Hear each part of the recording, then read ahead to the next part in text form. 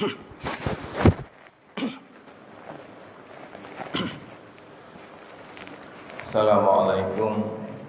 warahmatullahi wabarakatuh.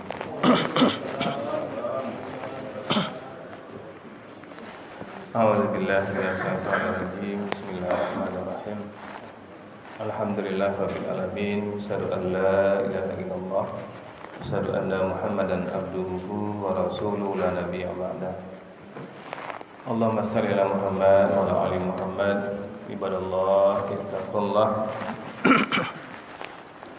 Ittaqullah haqqa tuqatih wa la tamutunna illa wa antum muslimun.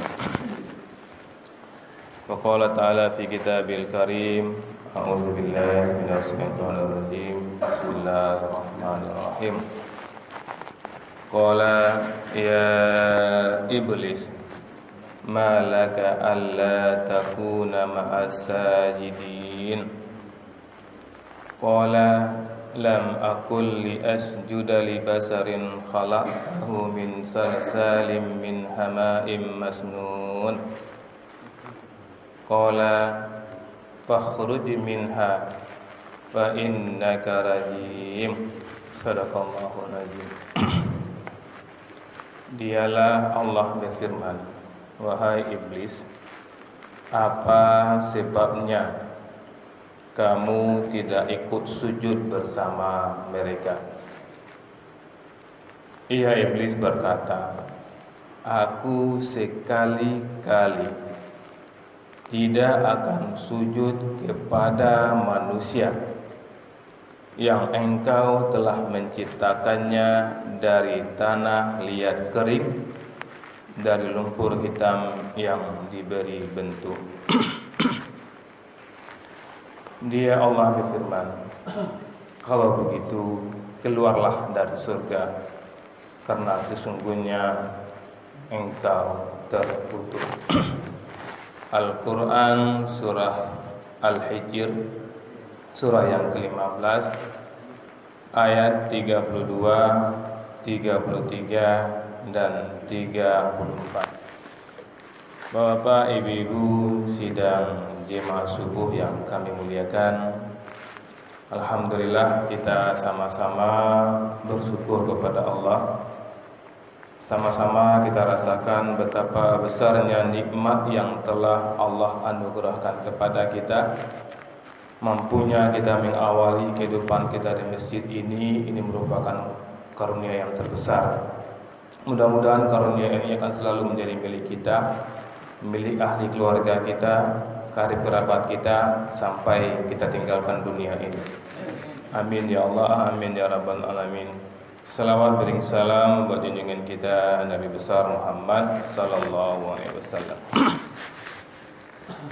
Bapak Ibu yang kami muliakan, pagi ini ya kami ingin mengajak kita melihat firman Allah yang kami bacakan tadi di surat Al-Hijr, di mana Allah mengatakan ini dialog Allah dengan setan.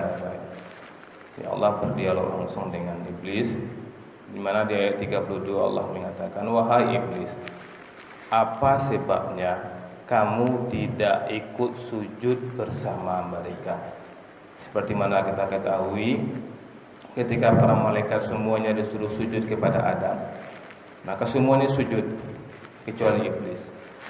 Maka ketika iblis tidak mau sujud, Allah bertanya, kenapa kamu tidak mau sujud? Padahal yang memerintahkan Allah Subhanahu wa taala jelas-jelas terang-terangan di hadapan iblis, Allah menyuruh dia, tapi iblis tidak mau. Kemudian iblis menjawab, aku sekali-kali tidak akan sujud kepada manusia yang engkau telah menciptakannya dari tanah liat kering, dari lumpur hitam yang diberi bentuk. Nampak di sini kamu, mungkin kalau kita baca ayat ini, kita hanya menilai ayat ini sebuah sejarah dahulunya proses iblis ini. Tapi kalau kita melihat Al-Quran ini tidak hanya bernilai sejarah, juga bisa kita ambil iktibarnya. Itu yang penting. Ya, Quran ini sejarah dahulu, sekarang, dan yang akan datang. Ini bukan sekedar ilmu, apa iktibarnya bagi kita. Ada hubungannya dengan kita. Sini iblis mengatakan, aku tidak mau sujud ya Allah. Walaupun Allah yang memerintahkan, tapi iblis melakukan sesuatu itu menurut pikirannya. Ini yang kita ambil iktibar Bapak Ibu. Khawatir-khawatir kita juga ada seperti iblis ini. Di iblis dia melakukan sesuatu itu bukan menurut aturan Allah, tapi aturan pikirannya. Allah suruh sujud iblis, menurut pikiran iblis, oh enggak mungkin dia sujud kepada manusia, dia lebih tinggi. Nah, ini nampak di sini kan. Ini yang harus kita lihat hubungannya dengan kita. Ada enggak kita beribadah itu menurut pikiran kita, bukan menurut aturan Allah. Nah, situ orang kita lupa, kita baca Al-Quran berulang-ulang, enggak kita bawa ke diri kita. Ada enggak kita seperti itu? Kita melakukan sesuatu itu, oh enggak. Misalnya Allah contoh sederhananya, misalnya Bapak Ibu, banyak kita lihat kaum ibu misalnya, lagi-lagi kaum ibu misalnya, Bapak, ketika disuruh menutup aurat dengan sempurna, jelas Allah menyuruhnya. Ibu ini berpikir pikiran, mau itu mana, kalabian mana, nak mau itu gitu. Tak mau itulah sama dengan iblis di sini. Saya tidak mau mengikuti engkau ya Allah, sujud kepada manusia, karena saya lebih hebat gitu. Ada pikirannya gitu. Pikiran itu yang tidak dibenarkan. Itu juga ketika kita berbisnis misalnya kan, janganlah pakai riba misalnya, janganlah riba. Janganlah Allah mengejek, Allah haramkan riba, bahkan dosa riba keluar biasa ini kan. Tapi kita berpikir, nak mungkin zaman kini mah nak mungkin nak pakai riba. Nak mungkin beli kendaraan kalau nak riba gini, nak mungkin dah. Nak mungkin bawa sawo kalau kini nak pakai riba, nak mungkin dah. Nah, kata-kata nak mungkin ini, padahal Allah menyuruh kita menjauhi riba, tapi kita punya pikiran. Pikiran kita ini sama dengan iblis di sini. Jelas sama betul ya. Memang kita baca sejarah, oh nggak kelapin bana sombong bana iblis ya, sombong bana iblis. Baca ke kan? Baca kan mati sombong bana iblis. Sadar awak lep samo iblis. Itu yang awak khawatirkan Bapak Ibu. Dan hampir semua kita melihat ya. Satu keluarga misalnya Bapak Ibu, satu keluarga ada bapak, ada ibu, ada anak dan menantu. Masing-masing ada punya kesalahan yang dia beramal menurut pikiran dia. Nah, mungkin bapak ini dia selamat, mungkin dia salat berjamaah ke masjid, dia ikuti aturan Allah. Laki-laki itu salat di masjid selamat dia. Nah, ketika berniaga selamat enggak dia? Atau ketika pesta pernikahan selamat enggak dia? Ketika pesta pernikahan jelas-jelas itu di masjid diatur kan, laki-laki di mana, perempuan di mana. Ketika pesta pernikahan enggak bercampur aduk, ya, campur aduk. Baku campur aduk enak mungkin dipisah-pisah, mungkin pisah. Allah menyuruh Allah misah-misah kan. Nah, boleh campur aduk kan. Oke lah misalnya lah nak pisah campur aduk. Kemudian ada pula nyanyian-nyanyian ya. Bayangkan ketika nikah tu kusuknya awak berdoa, ya minta Allah selamatkan anak-anak awak, kau menantu awak, kau jadi keluarga sakinah. Sudah itulah nonton-nonton tak selesai. Ya kan, naiklah nyanyi-nyanyi tak selesai. Wa undang orang ke rumah awak tu antan dusul kayaknya. Orang sana ada kan masalah mengamadeko budaya gini. Padahal Allah jajali mengagi aturan. Nah, apa nyanyi-nyanyi yang dibulian, bahkan banyak ulama yang mengatakan musik haram misalnya. Kalau kita masuk kelompok yang tidak mengharamkan musik, minimal kata-katanya, syair-syairnya. Nah, syair-syair banyak syair-syair yang haram yang melalaikan misalnya. Itu jelas-jelas Allah melarang kita. Rasulullah mengatakan nyanyian setan, kita bawa juga dalam pesta pernikahan kita mengatakan hal yang wajar kan taat. Padahal Allah melarang. Nanti kembali Bapak Ibu, yang kita kaji itu aturan Allah. Aturan Allah, bukan pikiran kita. Nah, kita rasakanlah Bapak Ibu, ada enggak kita seperti itu? Misalnya untuk mengambil menantu, cari anak pada siwa, kalau dapat menantu, kalau dapat apa calon itu, pacaranlah kau lu pacaran, carilah laki-laki yang astagfirullahaladzim. Itu haram itu hukumnya.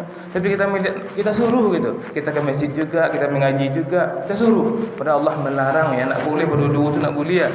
Tapi awak dia mencelik lingkungan lah banyak lah nak awak dia. Kata nak awak aku sama awak setan. Tak ada bedanya dia bu.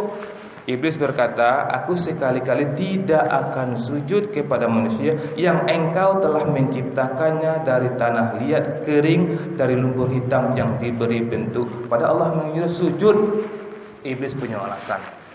Nah, apa yang Allah hadiah ke orang-orang yang mereka Bapak Ibu, orang-orang yang ini mengamalkan itu menurut pikirannya. Nah, kalau kita sedang marah anak ini kan, ya, memimpin dia harus memilih pemimpin yang muslim. Jadi Al-Quran mengecian. Ndak Al-Maidah 51 itu banyak banyak.